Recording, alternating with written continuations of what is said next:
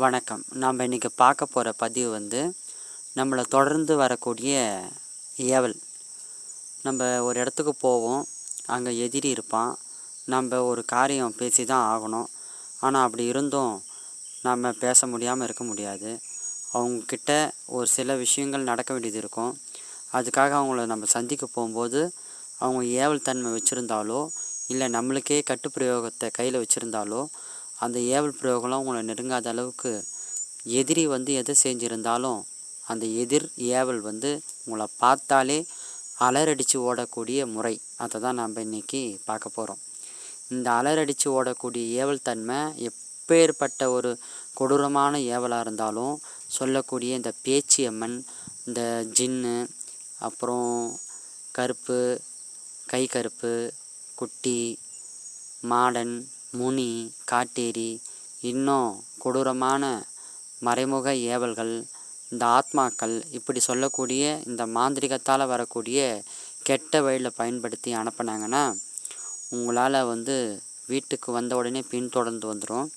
சண்டை, அடி, தடி, இப்படி பல கோளாறுகள் காட்டும். ஒரு தடவை எங்கே இருக்குன்னு தெரிஞ்சிக்கினாங்கன்னா அதே இடத்துக்கு ஏவல் தன்மையை சீக்கிரமாக அனுப்பி இந்த மாதிரியான கெடுதலான வேலையெல்லாம் எதிரி செய்யக்கூடிய விஷயங்கள்லாம் இருக்கும்.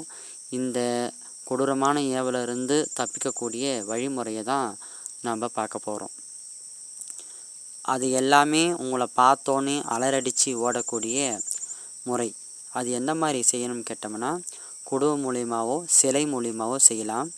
இது எல்லாருக்கும் தர முடியாது. இது உத்தரவு கொடுத்தா தான் குரு வழி மூலியமாக தான் நாம் அதை பயன்படுத்துகிறோம். அப்படி இருக்கும்போது எனக்கு உத்தரவு கொடுத்து நான் வாங்கின மாதிரி நீங்கள் வரவங்க வேணுன்றவங்க கேட்கும்போது எல்லாருக்கும் தர முடியாது.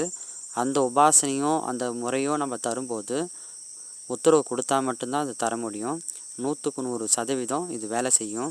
உங்கள் பேரை சொன்னாலோ இல்லை உங்கள் வீட்டுக்கு வரவோ இல்லை நீங்கள் அவங்கள சந்திக்கணும்னு அப்பையோ உங்கள்கிட்ட எந்த ஒரு ஏவலும் உங்கள்கிட்ட நெருங்காது. கட்டு விழாது. உங்கள் வாய்க்கட்டு, கை கட்டு, உங்கள் வீட்டு குடும்பத்தில் சண்டை, இந்த மாதிரியான கொடூர ஏவல்களை பஞ்சா பறக்கடித்து ஓட வைக்கக்கூடிய முறை இது. நீங்கள் எந்த மாதிரியான ஏவல் வந்தாலும் நான் சொல்கிற வழிமுறையை நீங்கள் பின்படுத்தும் போது சில விஷயங்கள் மாற்றி மாற்றி செய்யும்போது உங்களுக்கு பறந்து ஓடும்.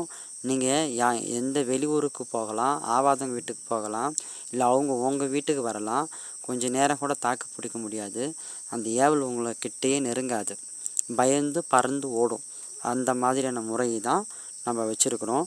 வேணுன்றவங்க கேட்டு வாங்கிக்கலாம். இதை முக்கியமாக யார் பயன்படுத்துவாங்கன்னு கேட்டோம்னா ரியல் எஸ்டேட் பண்ணுறவங்க முக்கியமாக இதை கையில் வச்சுருக்கலாம். தொழில் சார்ந்தவங்க வச்சுருக்கலாம். வியாபாரம் செய்கிறவங்க வச்சுக்கலாம். எல்லோரும் வச்சுக்கலாம்.